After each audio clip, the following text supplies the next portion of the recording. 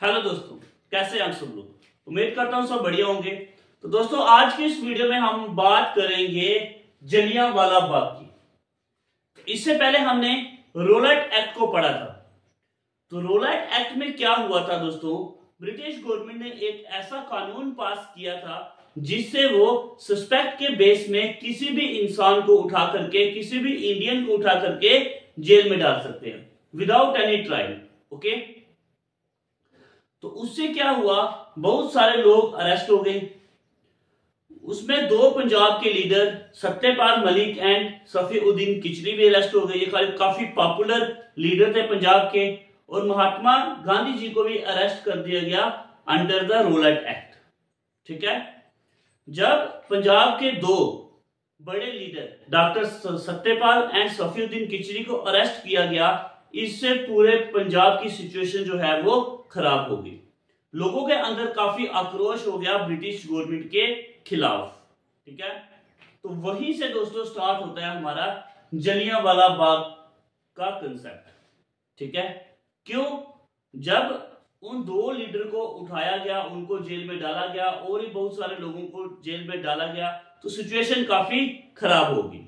ठीक है, जैसे ही सिचुएशन खराब होती है, 13 अप्रैल 1919 को क्या हुआ, उसी को हम आज जानेंगे।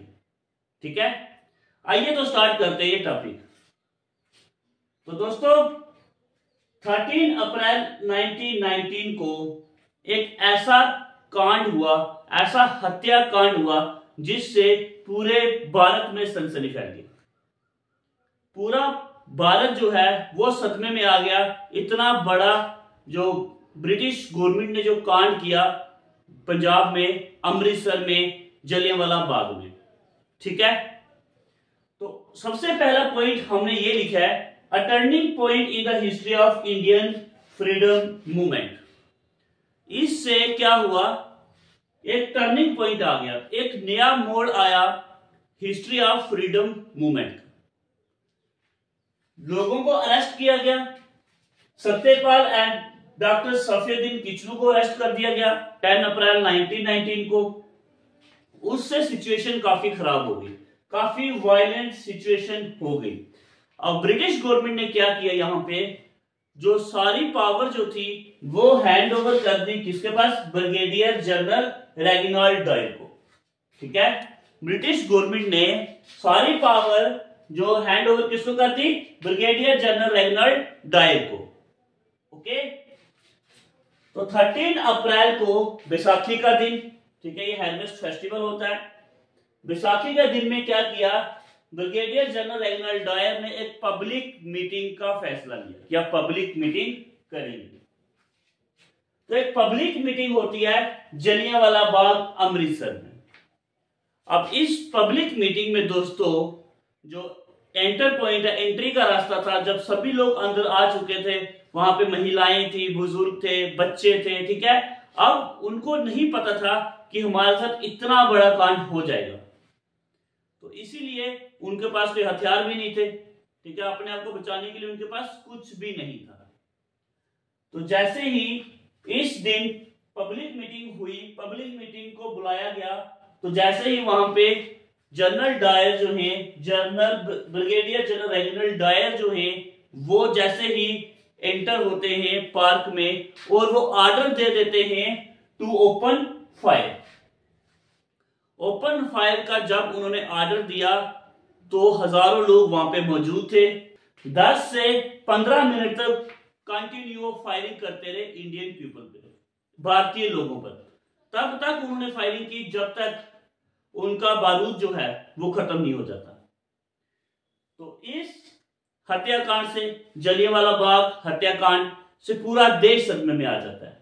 ठीक है, तो हम इसको एक बार यहाँ पे पढ़ लेते हैं ताकि आपको जो एग्जाम में अगर आए तो कुछ चीजें आपको समझ में आनी चाहिए, किस तरह से आप उसका आंसर दोगे। ठीक है, सबसे पहले हमने लिखा है turning point in the history of Indian freedom movement. एक टर्निंग पॉइंट, एक नया मोड़ आ गया। People arrested doctor Satyapal, doctor Saifuddin Kitchlew, two most famous leader of Punjab, उनको अरेस्ट कर दिया गया। सिचुएशन वायलेंट सिचुएशन हो गई। गवर्नमेंट को समझ नहीं आ रहा था कि वो क्या करे, तो उन्होंने सारी पावर ब्रिगेडियर जनरल रेगुलर डायर के हाथ में दे दी। 13 अप्रैल बैसाखी का दिन हार्वेस्ट फेस्टिवल के नाम से भी जाना जाता है। पब्लिक मीटिंग बुलाई जाती है वहां पे जलियांवाला बाग अमृतसर में। पब्लिक मीटिंग बुलाने के बाद धोखा किया जाता है, ओपन फायर कर दिया गया लोगों के ऊपर। 10 से 15 मिनट तक जब तक बारूद नहीं खत्म होते तब तक फायर किया गया। ठीक है, ये थे इंपॉर्टेंट पॉइंट। आइए तो उसके बाद क्या होता है उसके पॉइंट भी आपसे मैं डिस्कस करता हूं। उसके बाद क्या होता है दोस्तों, नेशन वाइड प्रोटेस्ट। इतना बड़ा हत्याकांड होगा तो पूरे देश में तो प्रोटेस्ट होना ही था। ठीक है, तो रविंद्रनाथ टैगोर जो हैं वो अपनी पदवी जो है वो रिनाउंस कर देते हैं टाइटल ऑफ सर का। ठीक है, जो उनको टाइटल दिया गया था सर का वो रिनाउंस कर देते हैं। और उसके बाद सर शंकरन नायर जो है वो वाइसराय एग्जीक्यूटिव काउंसिल से रिजाइन कर देते हैं। ठीक है, तो अब उस समय वाइसराय कौन था? जब जलियांवाला बाग हत्याकांड हुआ तो उस समय वाइसराय कौन था? इस तरह के क्वेश्चन भी एग्जाम में पूछते हैं। तो वाइसराय था लॉर्ड चैम्सफोर्ड। ठीक है, तो उसके बाद इतना बड़ा हत्याकांड हो गया। अब ब्रिटिश गवर्नमेंट ने इंक्वायरी के लिए एक कमीशन बिठाया गया। उस कमीशन का नाम था हंटर कमीशन। ठीक है, तो ये था हमारा दोस्तों आज का जलियांवाला बाग टॉपिक। उम्मीद करता हूं ये टॉपिक आपको समझ में आया होगा, क्या हुआ इस दिन 13 अप्रैल को। ठीक है, तो नेक्स्ट वीडियो में नया टॉपिक लेकर के आएंगे। इस वीडियो में इतना ही दोस्तों, धन्यवाद।